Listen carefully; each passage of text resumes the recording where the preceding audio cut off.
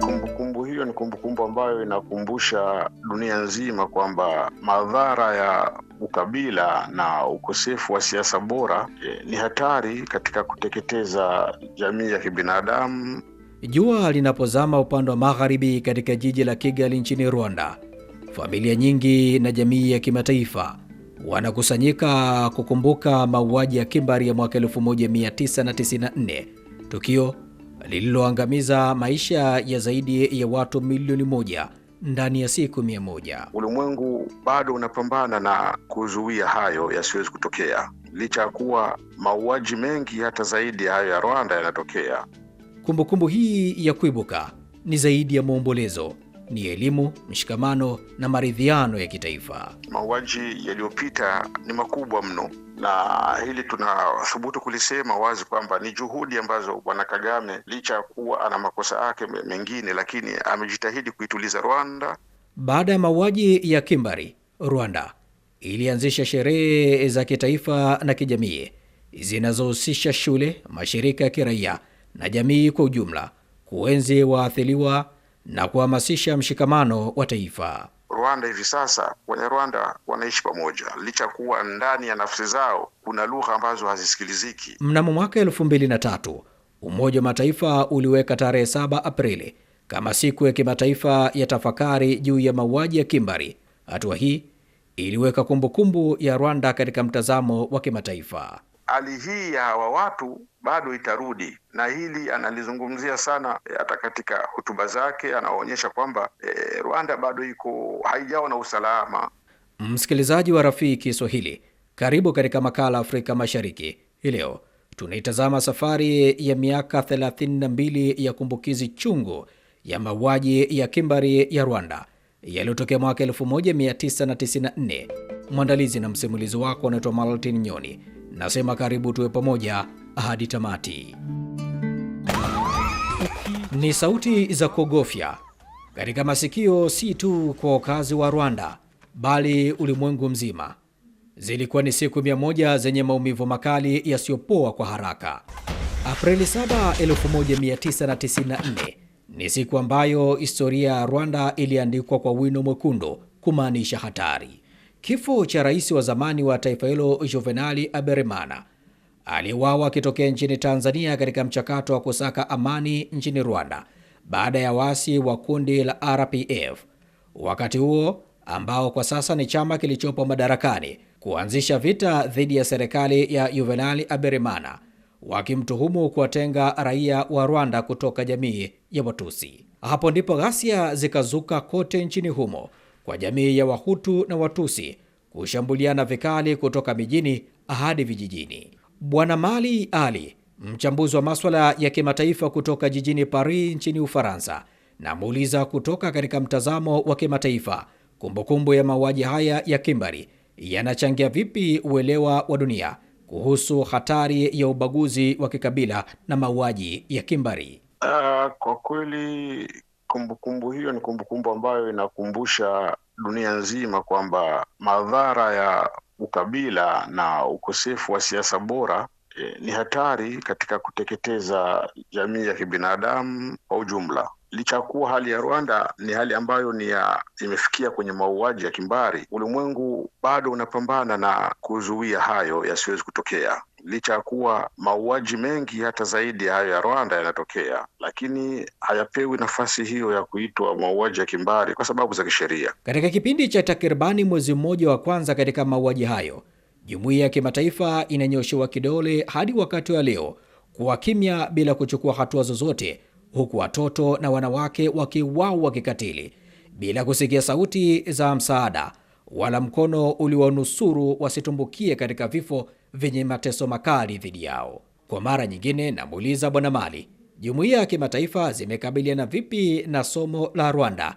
kwa kuhimiza elimu, maridhiano na sherehe za kumbukumbu za kimataifa? Mafunzo dhidi ya kupiga vita kabila na siasa zinazochochea ubaguzi ndio njia pekee inaweza kuepusha kudumu kwa never again. Katu yasirudi haya. Msemo huu ni falsafa kubwa ambayo ina upana mrefu katika kumfundisha mwanadamu kuepukana na mambo ambayo yanaweza kuwa ni vyanzo vya chuki na uhasama wa kikabila, wa kidini, hata wa kitaifa, na kuweza kufikia tukio kama hilo lilitokea kwa nchi ndogo ya Rwanda.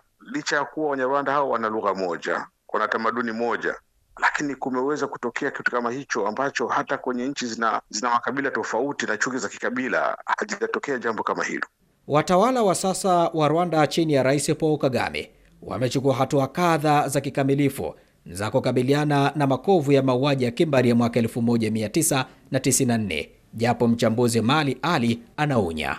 Wamejitahidi kutengeneza umoja wa kitaifa kwa muda mchache. Mauaji yaliyopita ni makubwa mno, na hili tunathubutu kulisema wazi kwamba ni juhudi ambazo Bwana Kagame, licha ya kuwa ana makosa yake mengine, lakini amejitahidi kuituliza Rwanda na kuonyesha mfano wa utulivu wa Rwanda zaidi ya hata ya nchi ambazo hazikupitia mauaji ya kimbari kama hayo. Rwanda hivi sasa, Wanyarwanda wanaishi pamoja, licha kuwa ndani ya nafsi zao kuna lugha ambazo hazisikiliziki kidhahiri, lakini kisiasa bado ni mtu anaonekana kafaulu kuweza kuitengeneza Rwanda mpya yenye utulivu, yenye ushirikiano. Kitu ambacho pia tunaweza kuonyesha kwamba ni bado hajapatia ni kutumia kumbukumbu hizi za mauaji ya kimbari kama kuonyesha kundi hili ni libaya, kundi hili halifai. Msikilizaji wa Rafiki Kiswahili, watu wa Rwanda na marafiki wa taifa hilo wakiwa na jamii ya kimataifa wanakumbuka mauaji ya kimbari ya mwaka 1994,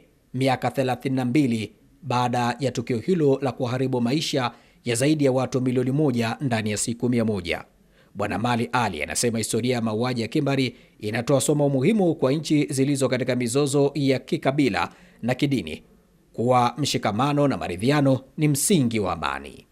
Kwa kweli funzo liko wazi, lakini kwa tabia za binadamu tulivyo, hatuwezi kuthubutu kusema kwa uhakika kwamba ulimwengu unaweza kuwa kwa muda fulani bila ubaguzi, au ulimwengu unaweza kuishi bila chuki. Lakini kinachohitajika katika binadamu ni kule kujizuia kuvuka mipaka katika jambo hilo. Kinachopigwa vita hapa ni kwenda hadi huko ulikofanya Wanyarwanda watendeane hayo ambayo yaliwaaibisha hadi leo. Sio sifa kwa kweli kusherekea hiyo, licha kuwa labda wengine wanaweza kuona ni njia ya kudidimiza wengine waliyotenda, lakini sio sifa nzuri kwa kweli. Ile ni taifa limoja.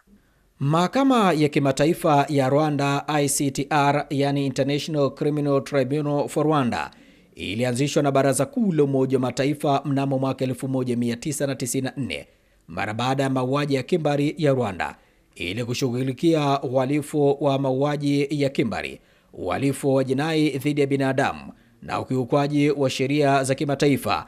Mahakama za kimataifa ambazo zinapambana na mauaji kama hayo ya kimbari, hayo ni mahakama ambazo kwa kweli tunazungumza kwamba zinakosa usimamizi, labda zinakosa ushirikiano wa kimataifa, kwa kuwa swala hili la mauaji ya kimbari, la haki za kibinadamu sana linategemea ushirikiano na mshikamano na ukweli wa jumuiya za kimataifa. Miaka 32 baada ya mauaji ya kimbari, sherehe za kuibuka zinaendelea kuimarisha mshikamano, maridhiano na tahadhari dhidi ya itikadi za mauaji, huku zikikumbusha dunia madhara ya mauaji ya kimbari na umuhimu wa kushirikisha vizazi vya sasa na vya baadaye katika kumbukumbu.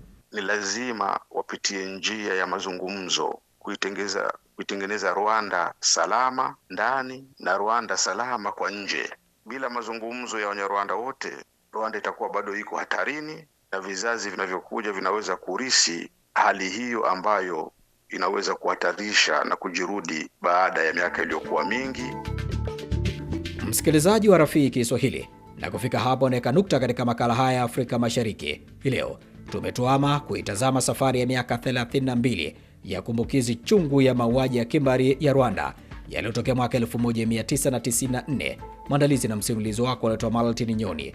Hadi wakati mwingine, kwaheri kwa sasa na uwe na wakati mwema.